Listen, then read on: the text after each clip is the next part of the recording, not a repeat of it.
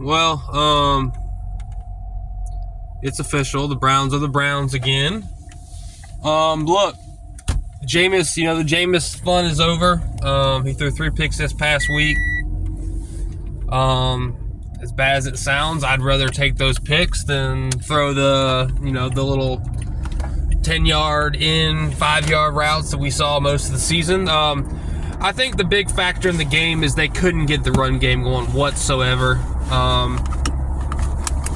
I think the Browns just got a lot of issues that are, hard to overcome. I don't think they made too good of hires on a lot of their new offensive coaches they hired.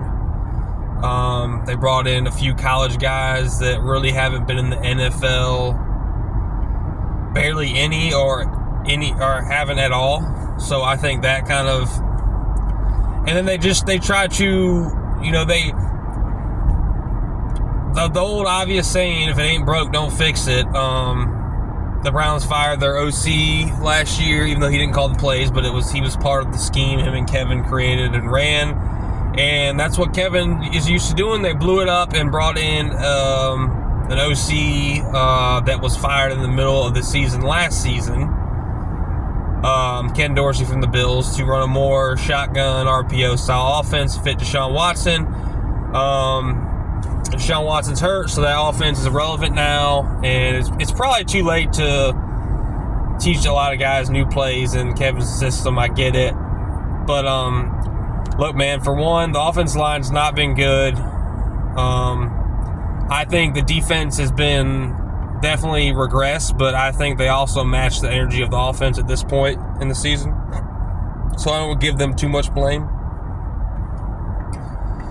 But it's just, like the route concepts really are so bland and just easy. Like, they're not even they're just like little rounded off routes, like little, curves. Like, there's no, it's just, I don't understand it, man. Like, I really don't.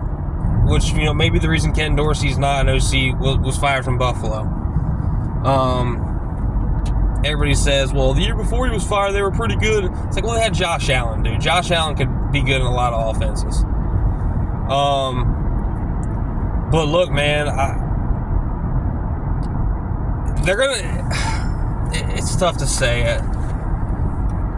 Kevin Stefanski already gave up play calling. He says it was his decision. I think he was somewhat forced to do it. Because that's just not him. He loves calling plays. So that when that happens, you're on your last leg, your last chance before being fired. Yeah, Kevin Stefanski deserves to be on the hot seat at this point. I hate to say that because I've liked what Kevin over the years has brought to the Browns organization. But I've said it before.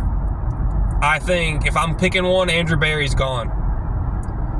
Even if regardless of if Kevin's back or not, Andrew Berry's got to go. Andrew Berry gets a lot of credit off of what John Dorsey did, and I don't like it.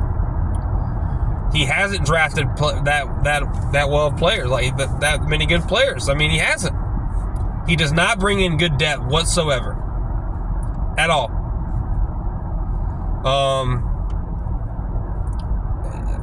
It's a mess, man. I'd be surprised if both of them are back next year. I would say one's gone for sure. But in the end, it's going to be what Jimmy and Paul DePodesta wants. I think Paul DePodesta's pulling the strings. If you remember, because the season that they hired Freddie Kitchens after Hugh Jackson,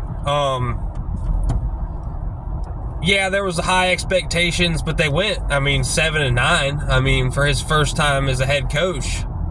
And had 2 receivers with over 1,000 receiving yards. And they fired him because I think the first go-around, DePodesta wanted Stefanski then, was the rumor. He didn't get it. They went 7. He didn't get him. He went 7. They went 7-9. He probably got in Jimmy's ear, to fire Kitchens, and he did. And Dorsey probably wasn't on board with what DePodesta wanted to do, so they pretty much fired him. So I think DePodesta has a very big say in this organization behind the scenes, and they're very quiet about it. But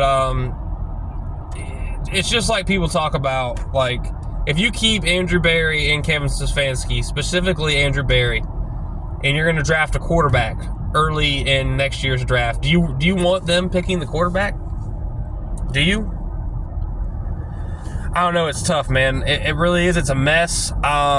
It's getting to that point. Like, I've watched the Browns through the 0-16 season and all that, and I've always watched, but it's getting to the point that there's so much talent on this team that, like, I'll probably keep up with the games the rest of the year, but I probably won't watch because it's so depressing to watch. And as a diehard Browns fan, the Browns organization should be embarrassed that I'm saying that.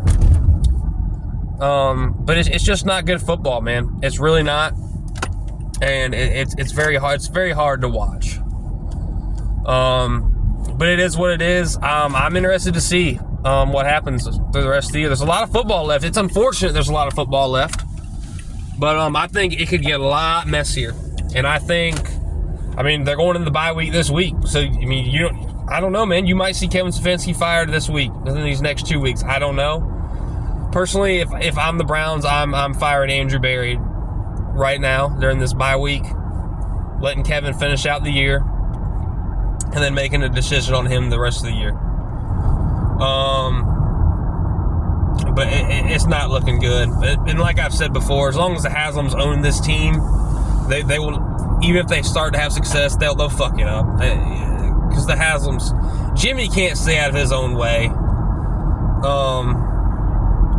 If Paul DePodesta told him to trade, Myles Garrett and Nick Chubb for a bunch of draft picks, they'd do it. But I don't know. We'll see. I'm not optimistic at all.